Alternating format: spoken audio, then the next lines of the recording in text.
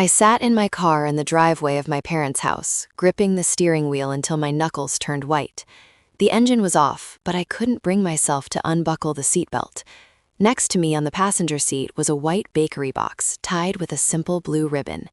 Inside was a vanilla bean cake with lemon curd filling, my favorite. I had bought it myself an hour ago. Today was my 34th birthday. I took a deep breath, checking my reflection in the rearview mirror. I looked tired. The dark circles under my eyes were darker than usual, a testament to the 60-hour weeks I'd been pulling at the pharmacy. I was the head pharmacist at a major chain in downtown Chicago, a job that required precision, patience, and a high tolerance for stress. But nothing at work drained me quite like the people inside this house. "Pull yourself together, Helen," I whispered to the empty car. "It's just dinner. 2 hours. You can do 2 hours." I grabbed the take box and walked up the path. I hadn't even reached the door when I heard the laughter. Loud, boisterous laughter, my father's voice booming over the rest. I opened the door and stepped into the hallway. The smell of roast beef hit me, my favorite meal. For a fleeting second, a spark of hope ignited in my chest. Maybe, just maybe, this year would be different. Maybe they had actually remembered. I walked into the dining room, a smile tentatively forming on my lips. "Surprise!" my mother shouted, throwing her arms up. But she wasn't looking at me. The room was decorated with banners. Not "Happy Birthday, Helen." No, the banners strung across the fireplace read, "Welcome Home, Champ." Sitting at the head of the table, looking smug and overly relaxed in a tracksuit that cost more than my weekly grocery budget, was my younger brother, Brandon. He wasn't a champ. He had just been released from a court-mandated rehabilitation program for his gambling addiction, a program I had paid for. Again. "Oh, Helen, you're here," my mother, Linda, said, her tone dropping from ecstatic to dismissive in a nanosecond. She didn't hug me. She gestured vaguely at a folding chair squeezed into the corner of the table. "We didn't think you'd make it on time, so we started without you." "It's my birthday, Mom," I said, my voice quiet. I placed the cake box on the sideboard. We know," my father, Robert, waved a fork in the air, his mouth full of roast beef. "But let's focus on the big news. Your brother is back, and he's clean this time, really clean. That's worth celebrating, isn't it?" Brandon smirked at me, raising a glass of sparkling cider. "Thanks for coming, sis. Glad you could make it to my party." I sat in the folding chair. It was lower than the others, making me feel like a child at the kids' table. "Happy to see you, Brandon," I lied. I looked at the table. The roast beef was nearly gone. There was no plate set for me. I stood up silently to get a plate from the kitchen. As I walked back in, my mother was opening the white bakery box I had brought. "Oh, perfect," she exclaimed. "You brought cake. Brandon was just saying he wanted something sweet." Before I could say a word, before I could say, "That is my birthday cake," she had plunged a knife into the center of it. She cut a massive slice, right through where the bakery had written, "Happy Birthday, Helen," in elegant blue icing, and slid it onto a plate. "Here you go, baby," she cooed, placing it in front of Brandon. I stood frozen, holding my empty dinner plate. The injustice of it wasn't sharp. It was a dull, heavy ache that I had lived with for 26 years. Ever since Brandon was born, I had ceased to be a daughter and became a utility, a resource. "Mom," I said, my voice trembling slightly. "That was—" "Don't be selfish, Helen," she snapped, not even looking at me. "Your brother has had a hard 6 months. He deserves a treat. You can have a slice after he's had his fill." I sat down and stared at the tablecloth. I didn't eat. I watched Brandon devour my birthday cake, licking the frosting off his fingers with a look of pure entitlement. "So," Dad cleared his throat, wiping his mouth with a napkin. "Now that we're all here, we need to discuss logistics." I knew that tone. It was the "we need money" tone. "Brandon is starting fresh," Dad continued, leaning his elbows on the table.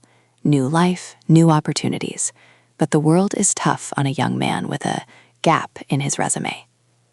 "I need a steak, Helen," Brandon said, cutting to the chase. He leaned back, crossing his arms. "I've got a business idea. Crypto trading. I just need capital." "No," I said instantly. Absolutely not. I paid $20,000 for the rehab, Brandon. That was the last of my savings for the year. The room went silent. The temperature seemed to drop 10 degrees. My mother looked at me with a mixture of shock and disgust, as if I had just slapped a baby. Excuse me? Mom hissed. You would deny your brother a chance at a future after everything he's been through? I'm not denying him a future, I said, trying to keep my voice steady, though my heart was hammering against my ribs. I'm refusing to fund his gambling. Crypto trading is just gambling with a different name. It's an investment, Brandon shouted, slamming his hand on the table. The silverware rattled. You're just jealous because you're stuck in that boring pill pusher job, and I have vision. Helen, Dad said, his voice low and threatening. Your brother owes some people money. Bad people. From before the rehab. If he doesn't pay them $20,000 by Monday, they're coming for him. Do you want his blood on your hands? My stomach dropped. It wasn't about a business idea. It was always about debt. You have money, Mom chimed in, her eyes narrowing. We know you just got that bonus, and you have the retirement fund. That's for my retirement, Mom, I said, tears pricking my eyes. I'm 34. I need to save. You're single, she scoffed. You don't have children. Who are you saving for? Brandon is family. Family helps family. Dad stood up, walked over to the sideboard, and picked up my purse. He rummaged through it, ignoring my protest, and pulled out my checkbook. He tossed it onto the table in front of me. Write the check, Helen, he commanded. $20,000. Consider it a loan if it makes you feel better, but write it, now. I looked at the three of them. My father, the bully, my mother, the manipulator, and Brandon, the predator. They didn't see me. They only saw an ATM machine. My hand shook as I picked up the pen. I felt small. I felt trapped. The conditioning of a lifetime, the need to please them, the fear of their rejection, the terror of Brandon getting hurt because I didn't help, overwhelmed me. I wrote the check. Tears fell onto the paper, blurring the ink of the date. My birthday.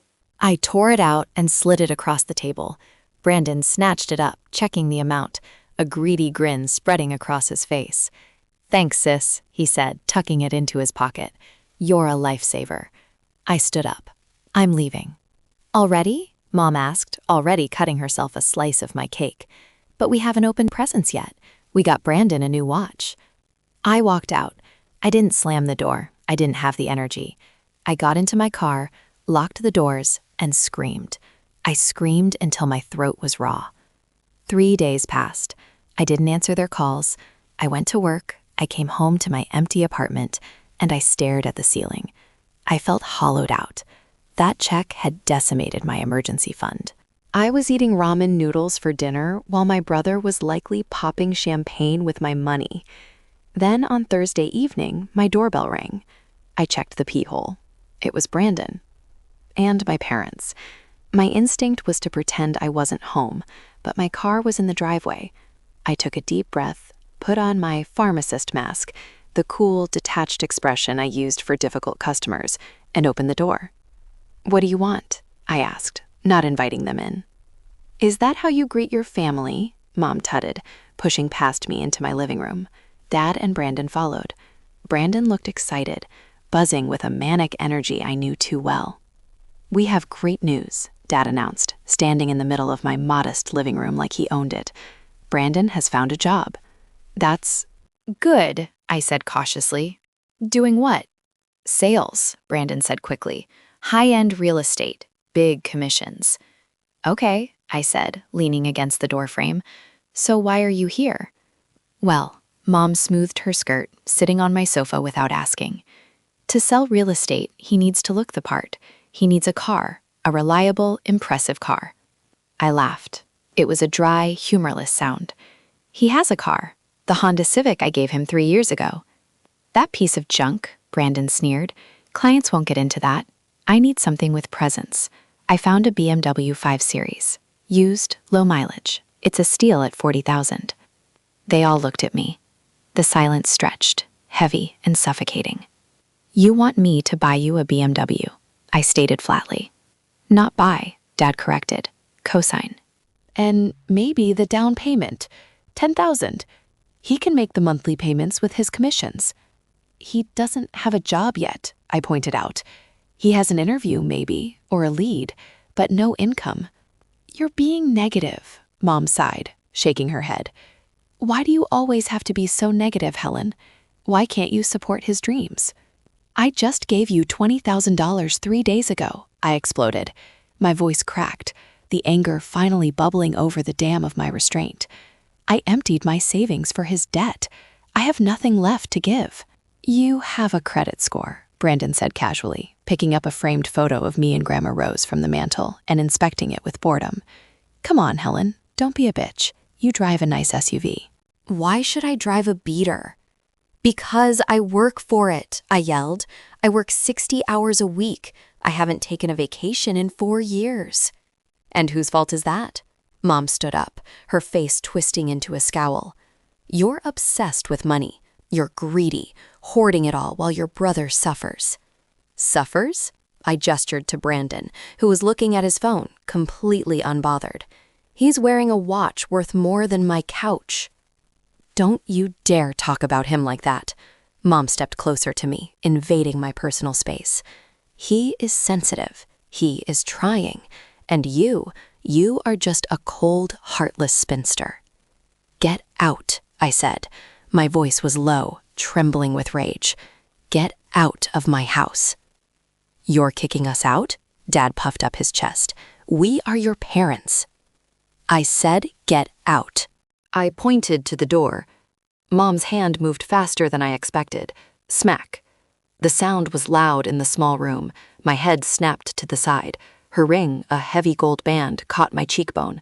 A sharp sting radiated across my face, followed immediately by the warmth of blood trickling down my skin.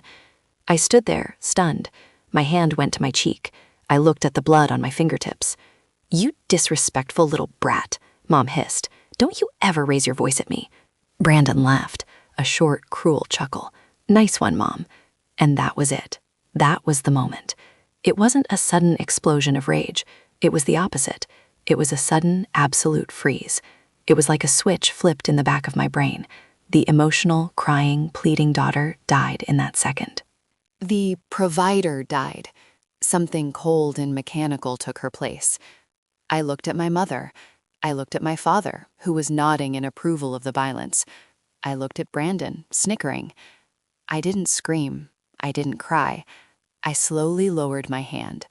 I reached into my pocket and felt the cool glass of my smartphone. It had been recording. I had started the voice memo app the moment I saw them at the door, a habit I'd picked up recently after reading a legal advice forum. Get out, I said again. My voice was different now. It was devoid of emotion. It was clinical. Or I call the police and file an assault charge. I have blood on my face, Mother, and I have bruises forming. They paused. They saw the look in my eyes, the dead eyes, as I would later call them. They realized I wasn't playing. Fine, Dad spat. We're leaving. Don't expect us at Thanksgiving. Don't worry, I said flatly. I won't. They shuffled out, muttering curses. Brandon flipped me off as he walked down the driveway. I closed the door and locked it. I engaged the deadbolt, then the chain. I went to the bathroom and cleaned the cut on my cheek. It was deep, neat stitches. I stared at myself in the mirror. The woman looking back was a stranger. She was harder. Scarier. I pulled out my phone and saved the recording. I named the file Assault Mom Nov12.m4a. Then I opened my laptop. I created a new folder on my encrypted drive. I named it The Case. I wasn't going to just survive them anymore. I was going to dismantle them. To do that, I needed more than a recording of a slap. I needed to know what else they were planning. Because if they were desperate enough to demand a car 3 days after taking 20 grand, they were desperate enough for anything. And the only person with more money than me was Grandma Rose. The next morning, I called in sick to work. It was the first time in 5 years.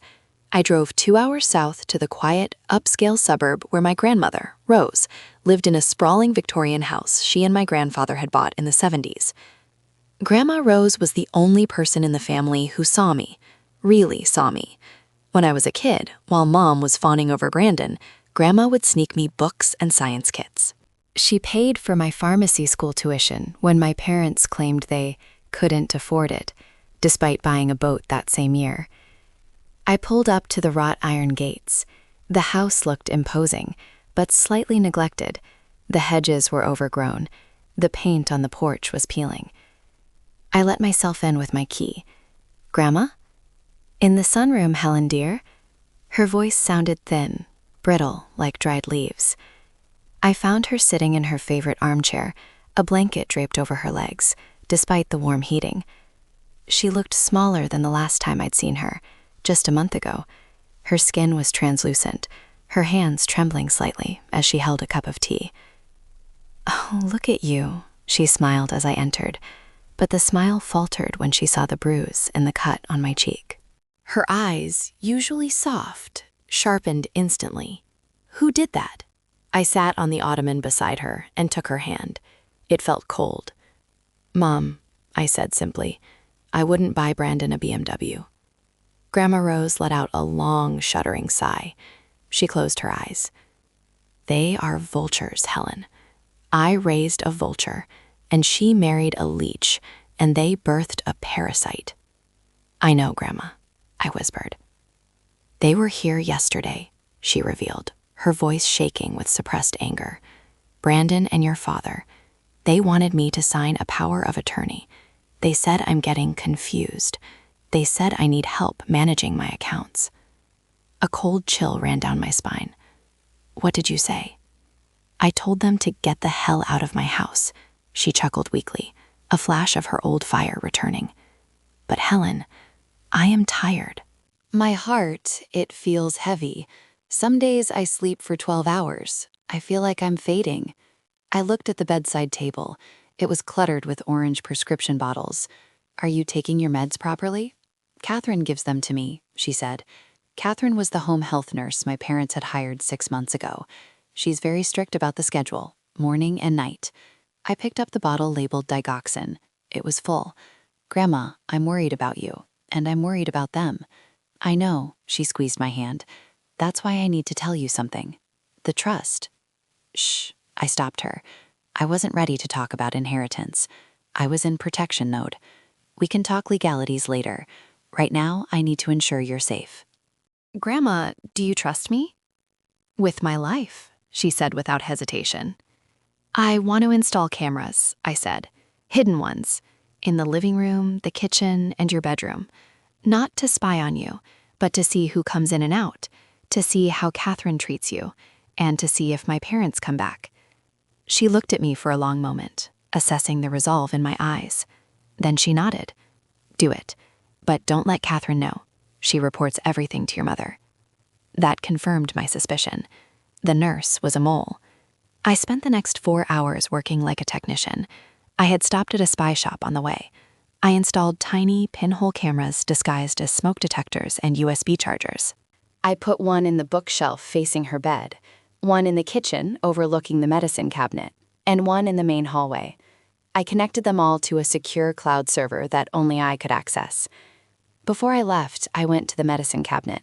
I took photos of every bottle, noting the refill dates and the prescribing doctor. Something felt off.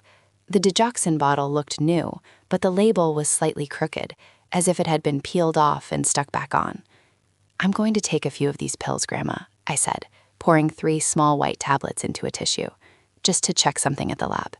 "Check whatever you need, dear," she murmured, her eyes already drooping with exhaustion. "Just don't let them win." "I won't," I promised, kissing her forehead. As I drove back to the city, I watched the camera feed on my phone mounted on the dashboard. I saw Catherine enter the room. She didn't check Grandma's pulse. She didn't ask how she was feeling. She sat in the corner chair, pulled out her phone, and started texting, ignoring the frail woman in the bed. My gut twisted. The war had begun, and Grandma Rose was the battlefield. The pharmacy lab was quiet at 9 p.m. I had stayed late, ostensibly to catch up on paperwork, but really to use the mass spectrometer. As a pharmacist, I didn't have access to full forensic equipment, but I had enough tools to run basic identification tests, and I had a friend at a private testing lab, Sarah, whom I'd called in a panic. Sarah met me at the back door of her facility. "This is highly irregular, Helen," she warned, pulling on latex gloves.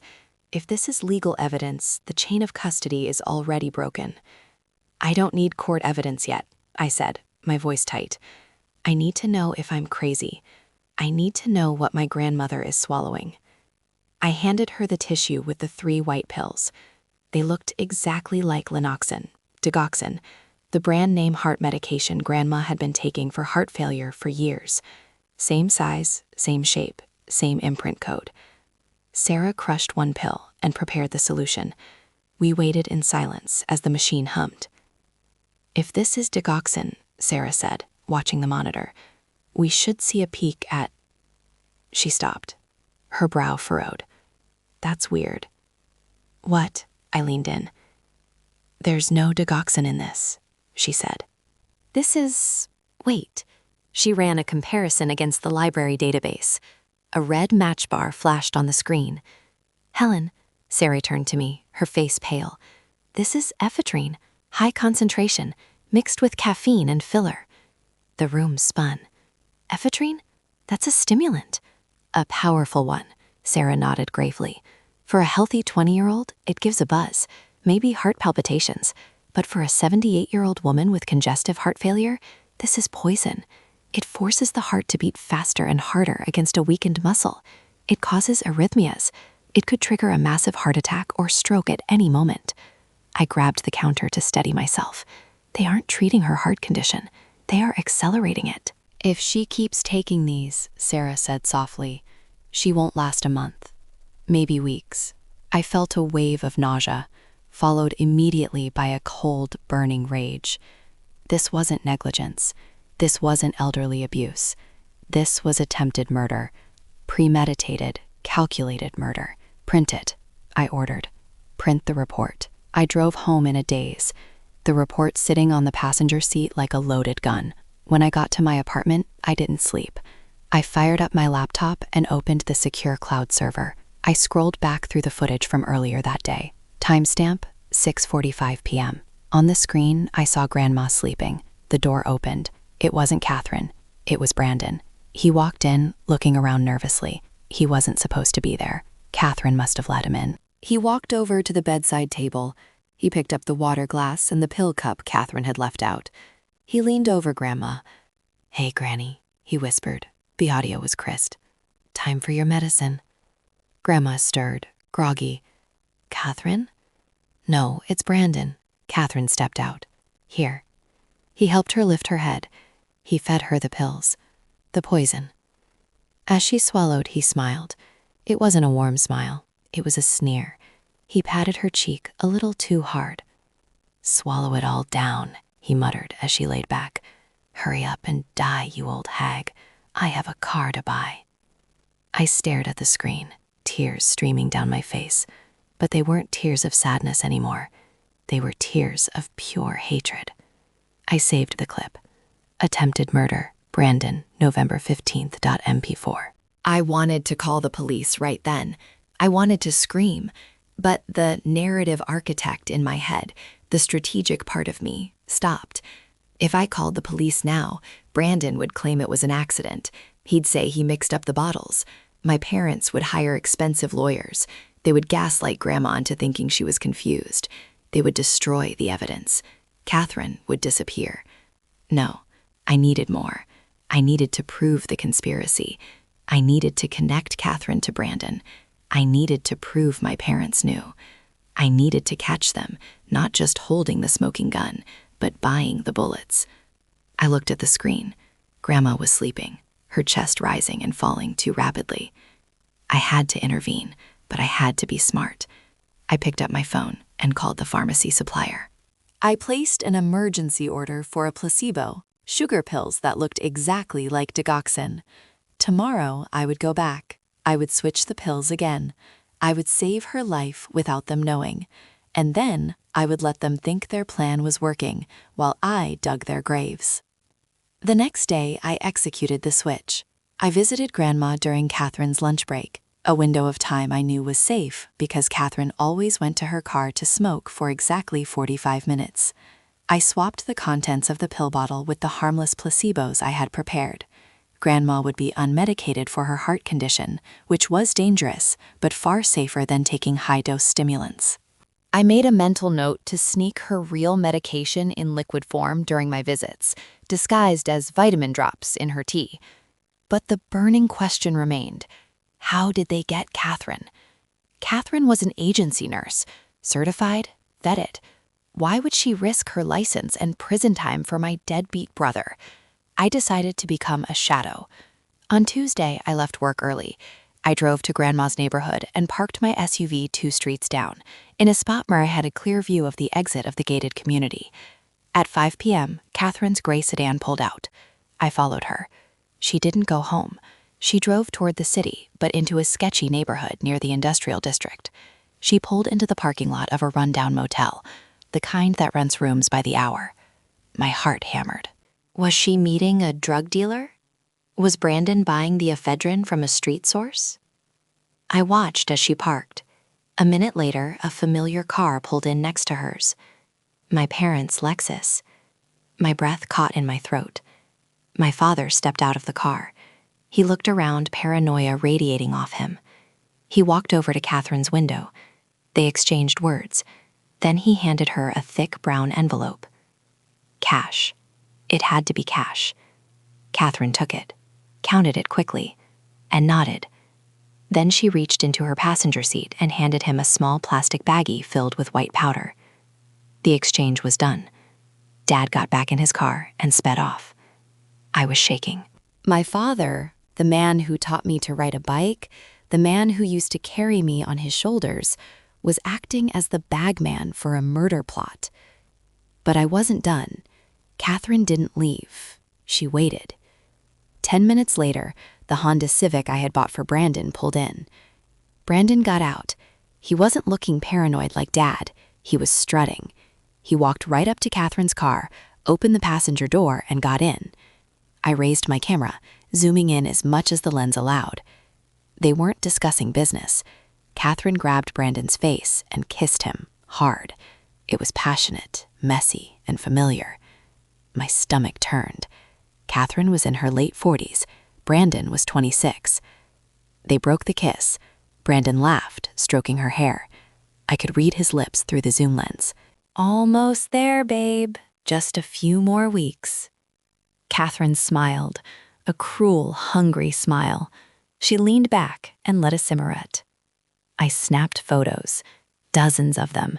The kiss, the intimacy, the exchange. This was the twist. It wasn't just bribery. It was seduction. Brandon, the golden child, had seduced the lonely, middle-aged nurse. He was playing her just Mom and Dad. He promised her love, or maybe a cut of the inheritance, in exchange for her help in killing his grandmother. I sat back in my seat, lowering the camera. The picture was complete. The family, the financiers. Brandon, the mastermind and seducer. Catherine, the executioner. I drove home, my mind racing. I had the what and the who. Now I needed the when. When were they planning the final strike? I got my answer 2 nights later via the hidden microphone in Grandma's living room. I was listening live while cooking dinner. The audio crackled to life. My parents were there again. It's taking too long, my mother's voice whined. The loan sharks are calling the house, Robert. They said they're going to break Brandon's legs. The nurse said her heart is racing like a trapped bird, Dad replied. It shouldn't be long, but we need the paperwork signed before she goes. If she dies intestate, without a will, half goes to Helen. Over my dead body, Mom spat. Helen doesn't need it. She has a career. Brandon needs this to survive. We're doing the dinner on Friday, Dad said. The family unity dinner. We get her to sign the new will. We tell her it's just for managing the estate taxes. Once the ink is dry. Once the ink is dry, Mom finished, her voice dropping to a whisper. Catherine ups the dose. A double hit. Saturday morning, she won't wake up. I dropped the wooden spoon I was holding. Sauce splattered onto the stove. Friday, 2 days from now. They weren't just waiting for her to die. They were scheduling it. I looked at the calendar. Friday night. Okay, I said to the empty kitchen. You want a dinner? Let's have a dinner. I picked up my phone and called Tom Thu Miller, a private investigator I had hired yesterday to verify the background checks on Catherine. Miller, I said when he answered, I need you on standby for Friday night, and I need you to bring a friend. Someone with a badge. You got something solid, Helen? Miller asked, his gravelly voice serious. I have conspiracy to commit murder, I said, and on Friday, I'm going to serve it as the main course. Friday arrived with a suffocating heaviness. The sky was gray, threatening a storm that mirrored the turbulence in my gut. I wasn't invited to the dinner. Of course not. I was the obstacle, but I was there. I sat in a rental van parked 3 houses down from Grandma's estate. Next to me was Detective Miller, a burly ex-cop with eyes that had seen too much, and Officer Ramirez, a uniformed officer Miller had called in as a favor to assess a potential elder abuse situation in progress. On the monitors mounted in the van, we watched the feed from the living room. My parents and Brandon had dressed up. Mom was wearing pearls. Dad was in a suit. Brandon had slicked back his hair. They looked like a respectful, loving family. It made me want to vomit. Grandma Rose sat in her wheelchair at the head of the table. She looked frail. I had managed to sneak in earlier that day to warn her, but she had insisted on going through with it. Let them show their true faces, Helen, she had said. I want to see it. The dinner started with pleasantries. They talked about the weather, about the neighbors. Brandon cut Grandma's steak for her, acting the doting grandson. So, Mom, Dad started, pouring Grandma a glass of wine, which I knew she shouldn't have. We've been talking to the lawyers about simplifying things for you. Simplifying? Grandma asked, her voice raspy. The estate, Mom jumped in, her smile tight and predatory. It's so much work for you, keeping track of the accounts, the properties. We drafted a new trust document. It puts Brandon in charge of the day-to-day, just so you can relax. Brandon pulled a thick document out of a briefcase. He placed it in front of her, along with a heavy, expensive pen. It's just standard stuff, Granny, Brandon said, his hand resting on her shoulder. Just sign on the sticky notes. I'll take care of everything else. You won't have to lift a finger. I zoomed in on the document via the camera lens.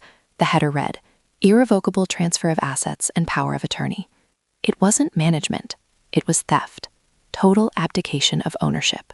I don't know, Grandma said, her hand trembling as she held the pen. I should let Helen read this. She understands these things.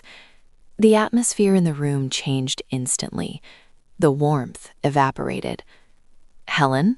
Mom snapped. Why would you show Helen? She's busy. She doesn't care about you, Mom. When was the last time she visited? She's too busy counting her own money. Helen is selfish, Granny, Brandon added, his voice dropping to a sinister whisper. She thinks you're a burden. She told me last week that she thinks you should be in a home, a cheap one. She said that, Grandma asked, acting hurt. She was a better actress than I gave her credit for. She did, Dad lied smoothly. But we want to keep you here. We want to take care of you. But we can't do that if our hands are tied financially. We need access to the funds to pay for treatments, better doctors. Sign it, Mom. Mom's voice became hard, commanding. Do it for the family. Do it for Brandon. Don't you love him? I love him, Grandma whispered. Then sign. Brandon slammed his hand on the table. In the van, Officer Ramirez shifted. That's coercion. We can move in. Wait, I said, my eyes glued to the screen. Wait for the pills. Grandma pushed the paper away. I'm tired. I can't read the fine print without my glasses. I'll sign it tomorrow. My parents exchanged a look of pure panic. If she didn't sign tonight and she died tomorrow, the old will stood. Just sign it, Mom screamed, losing her composure. She grabbed Grandma's wrist, forcing the pen into her hand. Stop being difficult. We've waited long enough. Linda, Dad hissed, calm down. Brandon stood up. He walked to the sideboard where Catherine had left the medicine tray. He picked up the digoxin bottle, the one I had filled with sugar pills. "You know what, Granny?" Brandon said, his voice eerily calm. "You're getting agitated. It's bad for your heart. You need your medicine. Then you'll feel better. Then you can sign." He shook out 4 pills, double the dose. "Here." He walked over and held them to her lips. "Open up." "No." Grandma turned her head away. "I don't want them." "Open your mouth, you old bitch," Brandon shouted, grabbing her jaw. "Go," I screamed in the van. "Now." The seconds it took for us to burst out of the van and run toward the house felt like hours. Inside, on the monitor I was holding, I saw the struggle. Brandon was forcing the pills into Grandma's mouth.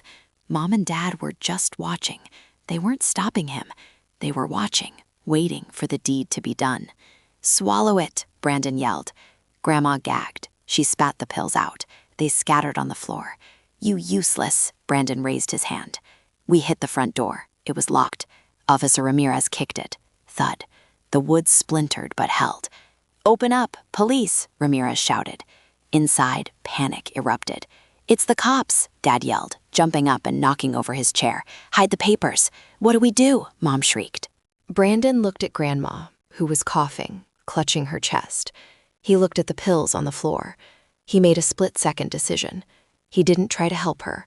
He didn't try to clean up. He grabbed the pill bottle and ran toward the kitchen, intending to flush them. Ramirez kicked the door again. Crack. The door flew open. We stormed into the hallway. The scene was chaos. Grandma was slumped in her wheelchair, gasping for air, mostly from fear, but the stress was real. Dad was trying to stuff the legal documents into his jacket. Mom was standing in the middle of the room, looking like a deer in headlights. "Nobody move." Ramirez drew his taser. "Hands where I can see them." I ran straight to Grandma. "Grandma, are you okay?" She gripped my arm, her eyes wide. He tried to force them. I looked up at Mom. Her face was pale, her mouth opening and closing like a fish. When she saw me, her shock turned to fury. "You," she screamed. "You called the police on your own family?" "Where is he?" I ignored her. "Where is Brandon?" A flushing sound came from the kitchen. Officer Miller sprinted to the kitchen. "He's destroying evidence."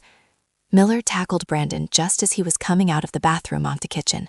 They crashed into the refrigerator. The pill bottle skittered across the floor. "Get off me," Brandon screamed, thrashing. "I didn't do anything. She was choking. I was trying to help her." Ramirez cuffed Dad, who was trying to edge toward the back door. "Helen, tell them," Dad pleaded, his dignity gone. "Tell them this is a misunderstanding. We were just having dinner." I stood up, helping Grandma settle back into her chair. I looked at my father, the man who had demanded I buy a car for a murderer.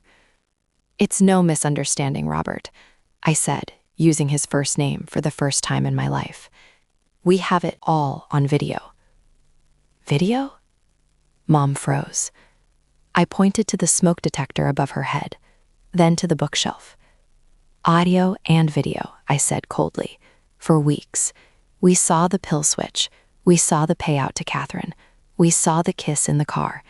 And we saw Brandon force-feeding her just now." Mom looked at the smoke detector, then at me. Her legs gave out. She collapsed onto the dining chair, sobbing. But she wasn't crying for Grandma. She was crying for herself. "It wasn't my idea," she wailed immediately. "It was Catherine, that nurse. She corrupted him. Brandon is a good boy." "Shut up, Mom," Brandon yelled from the floor, where Miller was holding him down. "Don't say anything." "Paramedics are here," Ramirez said into his radio. 2 EMTs rushed in. I directed them to Grandma. She's stable, but immense stress. She missed her heart meds for 2 days because we switched them to prevent poisoning. She needs monitoring. As they wheeled Grandma out, I turned back to the room. The golden child was in cuffs. The parents were cornered. But the look on Brandon's face wasn't regret. It was pure, unadulterated venom. He stared at me with eyes that promised violence. "You think you won," he spat, blood from his lips staining his teeth. "You get nothing, Helen. Grandma signed the intent yesterday. The lawyers have it. Even if I go to jail, I control the assets. You're homeless."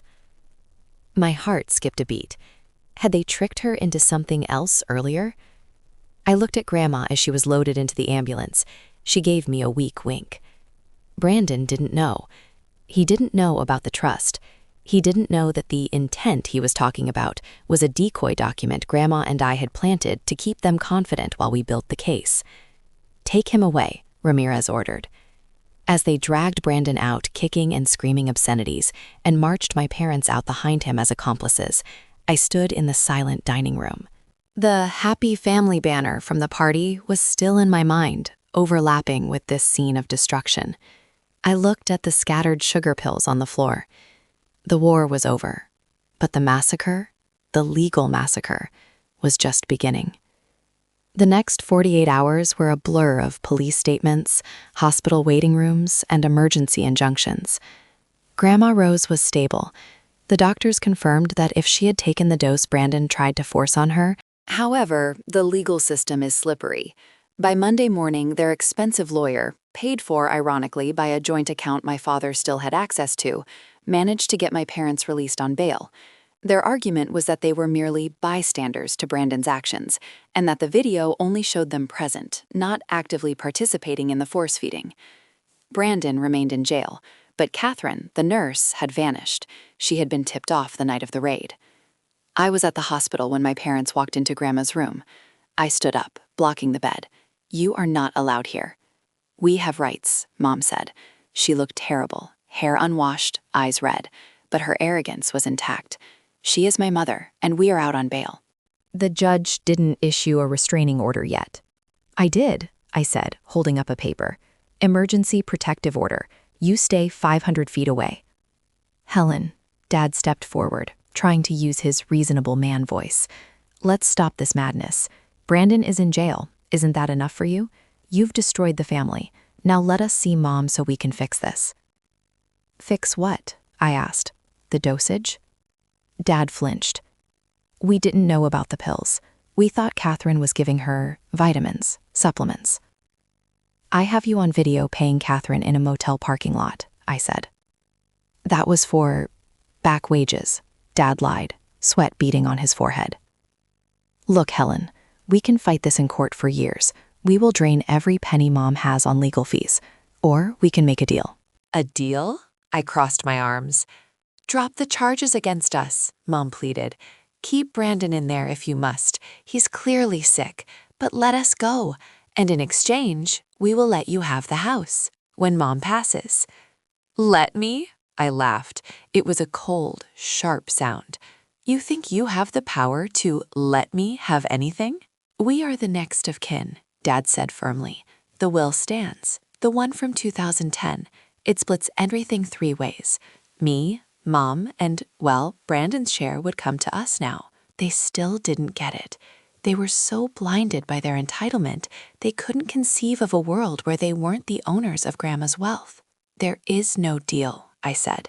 "Get out before I call security." "Fine," Mom sneered. "Then we'll see you in court." "And we will sue you for illegal surveillance. Those videos won't be admissible. We'll destroy you, Helen. You'll be working at that pharmacy until you die alone." Security arrived and escorted them out. As they left, I turned to Grandma. She was awake, tears silent on her cheeks. "They threw Brandon under the bus," she whispered. "My own daughter. She was ready to sacrifice her son to save herself." "They're monsters, Grandma," I said, smoothing her hair. "But don't worry. They think the 2010 will is valid. They think they still have leverage." "When do we tell them?" she asked. "The arraignment hearing is on Thursday," I said. "That's when they'll make their plea. That's when they'll try to claim incompetence on your part to invalidate my testimony." "I want to be there," Grandma said, sitting up straighter. "I want to see their faces when the trust is read." "You're not well enough." "I am," she insisted, her voice gaining strength. "I survived poison. I survived a son-in-law who sold me out. I can survive a courtroom. Get my wheelchair, Helen, and call the lawyer." I smiled. The snap had happened to me, but now the resurrection was happening to Grandma. On Thursday, we rolled into the courtroom. My parents were there, sitting behind the defense table, looking confident. Their lawyer was whispering to them. probably telling them that the video evidence could be suppressed due to privacy laws in private homes. When they saw me wheel Grandma in, Dad went pale. Mom narrowed her eyes. They thought this was a battle for custody of an old woman. They thought this was about who gets to decide her medical care. They had no idea I was about to drop a nuclear bomb on their financial existence. The judge banged the gavel. Case number 4092, the people versus Brandon Smith, Linda Smith, and Robert Smith. The prosecutor stood up. Your Honor, we have new evidence submitted by the victim's trustee. Trustee? Dad whispered loud enough for me to hear. What trustee? I stood up. I smoothed my blazer. I picked up the blue folder that contained the document Grandma had signed 5 years ago, the revocable living trust that placed every single asset, every bank account, and the deed to the very house my parents were currently living in, under the sole control of one person, me. I looked at my parents. I met my mother's gaze. And for the first time in my life, I didn't feel fear. I didn't feel the need to please. I felt like the architect of their destruction. Ready, Grandma? I whispered. Let's burn them down, she replied. The courtroom smelled of floor wax and stale coffee. It was a sterile, unforgiving environment, the kind of place where lies went to die. I sat in the front row next to Grandma Rose's wheelchair.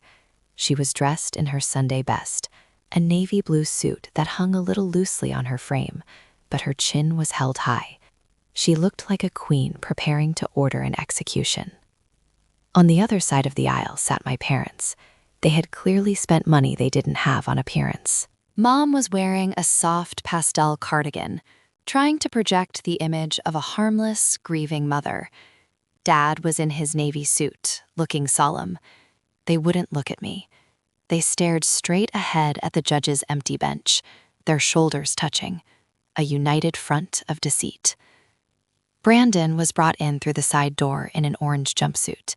He wasn't the arrogant golden child anymore. His hair was messy, his face was sallow, and he looked terrified. He scanned the room, locking eyes with Mom. She gave him a tiny, trembling nod, a signal. Stick to the script. Their defense strategy was predictable but dangerous. Their lawyer, a slick man named Mr. Henderson, who charged $500 an hour, stood up as soon as the session began. Your Honor, Henderson boomed, his voice smooth as oil. We move to suppress the video evidence obtained by Miss Helen Smith. These recordings were made in a private residence without the consent of the occupants, violating privacy statutes. Furthermore, we move to dismiss the charges against Robert and Linda Smith. They were merely present at a family dinner.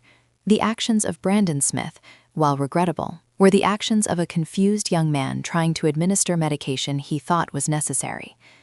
I felt a surge of heat in my chest. They were going to paint Brandon as confused and my parents as innocent bystanders. They were going to walk away. My lawyer, Sarah Jenkins, a sharp-eyed woman who specialized in estate litigation and elder law, stood up. She didn't boom. She didn't posture. She simply walked to the center of the room. Your Honor, Sarah said calmly, the residence in question belongs to Mrs. Rose Miller. Miss Helen Smith had full authorization from the homeowner to install security measures due to suspected theft and elder abuse. We have a signed affidavit from Mrs. Miller dated 2 weeks prior to the incident. Sarah handed a paper to the bailiff. Henderson's eye twitched. As for the parents being innocent bystanders, Sarah continued, turning to look directly at my father, we have supplementary evidence, bank records, phone logs, and surveillance of a cash exchange between Robert Smith and the nurse, Catherine O'Malley, who is currently a fugitive. The judge, a stern woman with reading glasses perched on her nose, looked over the documents. Motion to suppress denied. Play the tapes. This was the moment.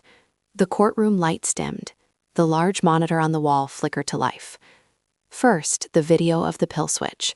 We watched Brandon in high definition, swapping the pills, his face twisted in a sneer. We heard his whisper, amplified by the courtroom speakers. Hurry up and die, you old hag. A gasp rippled through the gallery. I saw Mom shut her eyes tight. Dad stared at the table, his jaw working furiously. Then the video of the dinner, the forced feeding, the violence. We watched Brandon grab Grandma's jaw. We heard Mom scream, "Do it for the family!"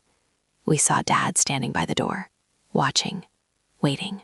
When the lights came back on, the silence in the room was deafening. It wasn't just evidence, it was a horror movie. Brandon was shaking. He knew it was over. But my parents, they were still clinging to their delusion. Mr. Henderson tried to salvage the wreckage. "Your Honor, the context, emotions were high. My clients were under financial duress." "Duress?" the judge interrupted, her voice cutting through the air like a knife. "Mr. Henderson, I see a conspiracy. I see a predatory attempt to end a life for financial gain." "But they are the guardians," Henderson argued, shifting tactics. "Robert and Linda Smith have been caring for Mrs. Miller for years. They are the natural beneficiaries." Even if criminal charges proceed, they petition for conservatorship of the estate to ensure Mrs. Miller's care is paid for. There it was, the pivot. They knew they might face jail time or probation, but they wanted to secure the money first. They wanted control of the assets so they could pay their legal fees and keep their lifestyle while dragging out the appeals process. They wanted to use Grandma's own money to defend themselves against the charge of trying to kill her. Dad stood up, ignoring his lawyer. "Your Honor, my mother is confused. She needs us. Helen is vindictive. She's trying to cut us out. We just want to protect the family assets." "Protect the assets?" I stood up. I couldn't help it. Sarah put a hand on my arm, but I stepped forward. "Yes, protect them." Mom yelled from her seat, abandoning her soft act. "It's our inheritance. We waited 40 years for it. We took care of her." "You tried to kill her," I shouted back. "Order," the judge banged her gavel. "One more outburst and I will clear the court." I took a deep breath. I looked at Sarah. She nodded. It was time. "Your Honor," Sarah said, picking up the blue folder on our table. "The defense seems to be operating under a significant misunderstanding regarding the status of Mrs. Miller's estate." Dad frowned. "What misunderstanding? The will is filed." "The will from 2010 is void," Sarah said, walking toward the bench, "as is the power of attorney Mr. Henderson is referencing." She placed the blue folder in front of the judge. 5 years ago, Sarah's voice carried clearly through the silent room, Mrs. Miller established the Rose Miller Revocable Living Trust. She transferred all assets, including the primary residence, the vacation cottage, the investment portfolios, and her savings, into this trust. I watched my father's face. The color was draining out of it, like water from a tub. And Sarah turned to look at my parents, a small, satisfied smile playing on her lips. "The sole trustee, with full, exclusive authority to manage, sell, or liquidate these assets, is not Robert Smith." She pointed at me. "It is Helen Smith."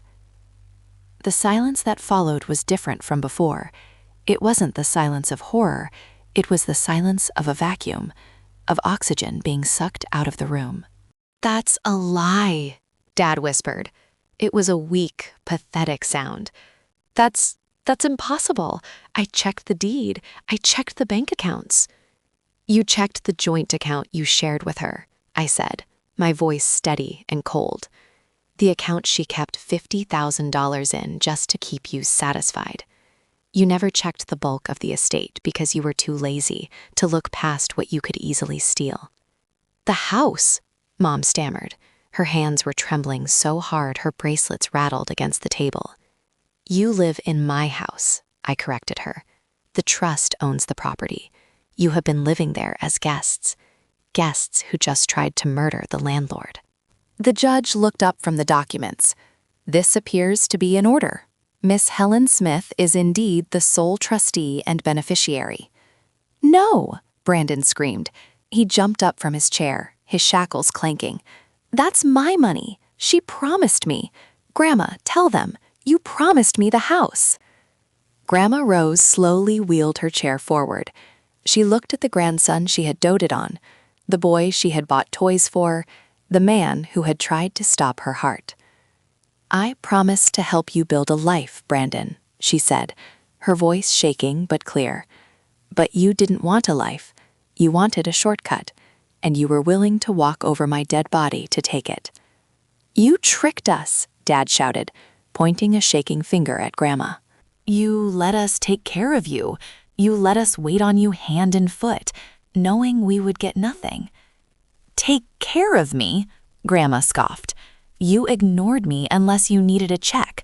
You hired a nurse so you wouldn't have to visit, and then you paid that nurse to kill me. This is fraud, Mom shrieked, turning to the judge.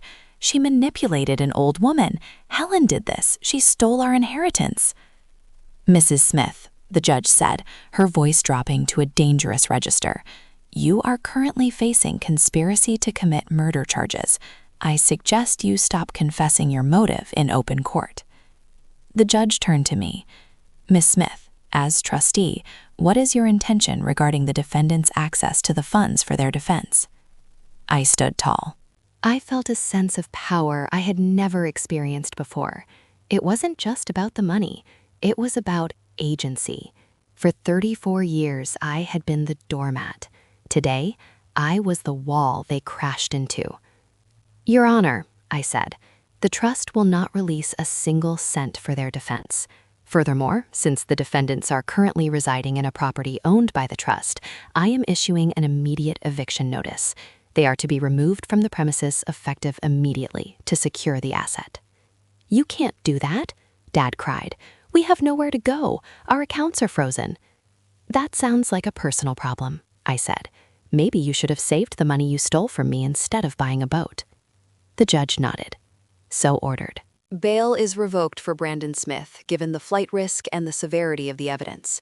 Mr. and Mrs. Smith, you are released on your existing bail, but you are barred from the residence at 42 Oak Lane. You have 24 hours to collect your personal effects under police supervision. 24 hours? Mom sobbed, collapsing onto the table. But my clothes, my furniture.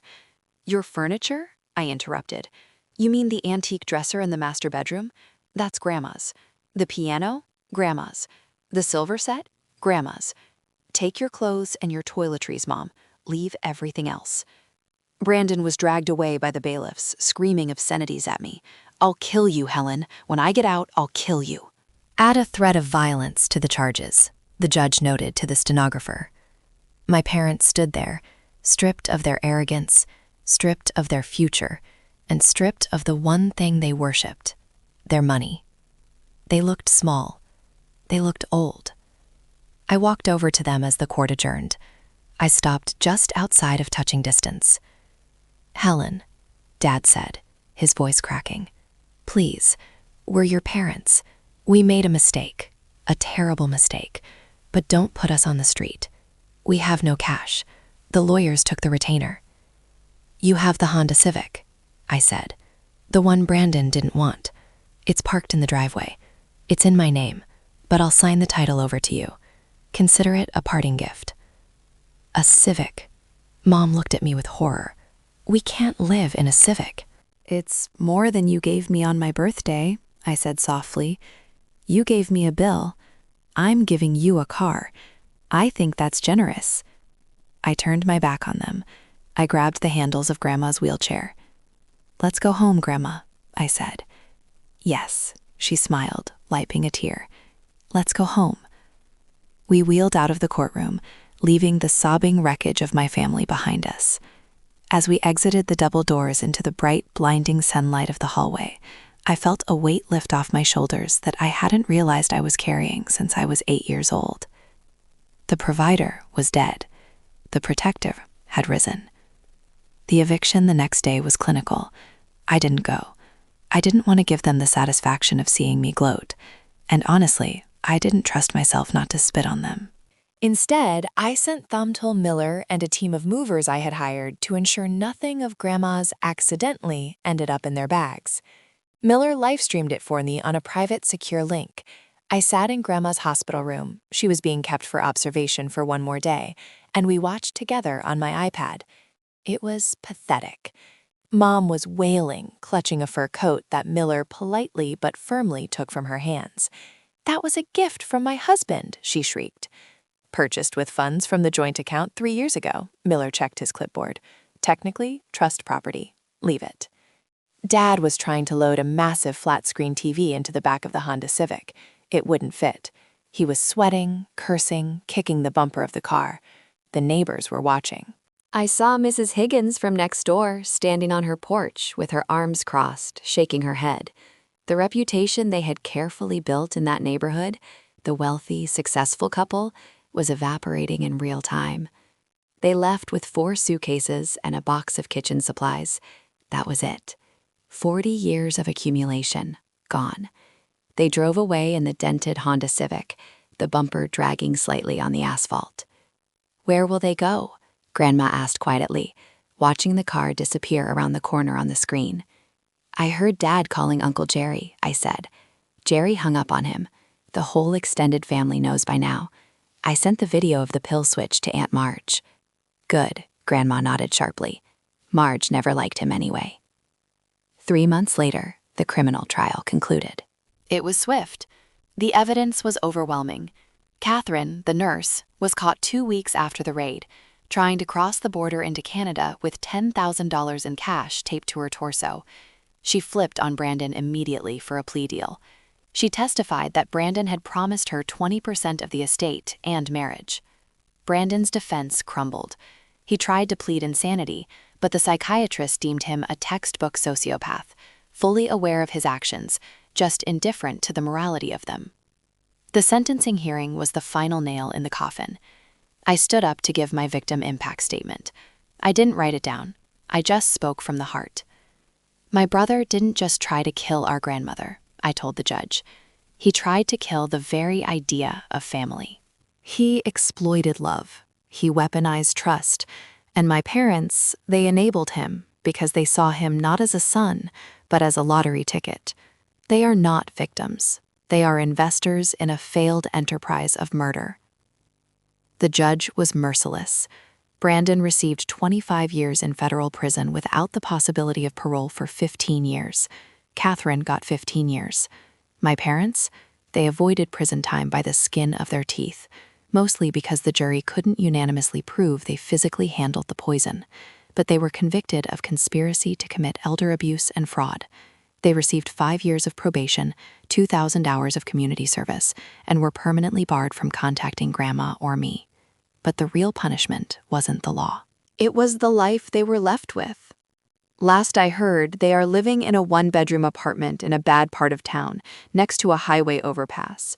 Dad works as a greeter at a discount superstore. Mom cleans houses, ironically, doing the exact job she used to look down on. They have no friends. Their country club membership was revoked. Their credit is ruined. They are drowning in debt from the legal fees they tried to fight. Sometimes late at night, I check my blocked messages folder. There are hundreds of texts from Mom.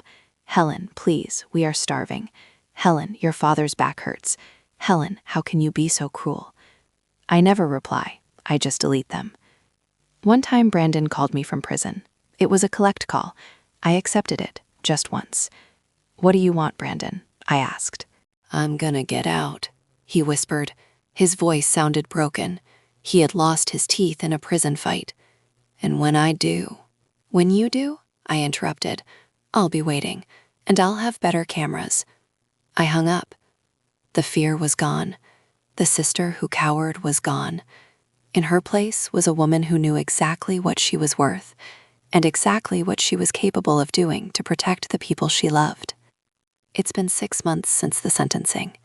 Grandma Rose is sitting on the porch of the Victorian house as I write this.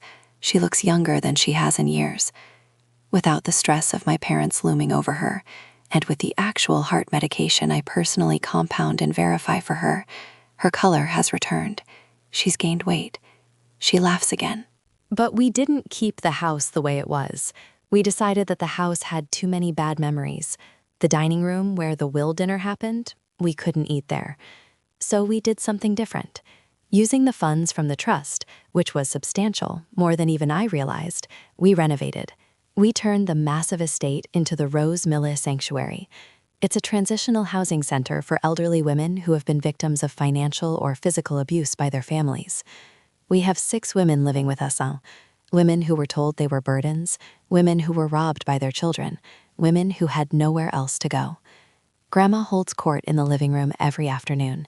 She tells them stories. She listens to them.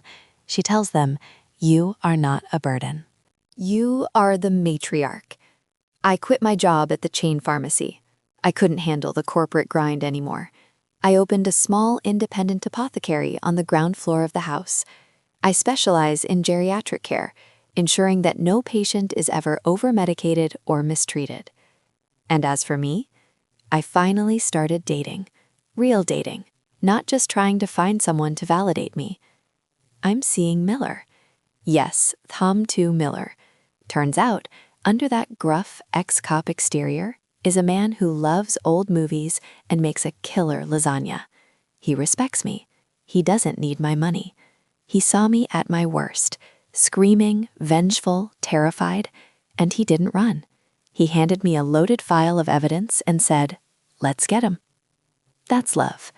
Or at least, it's a start. I stood on the porch this morning, watching the sunrise over the garden. The flowers are blooming. Roses, of course.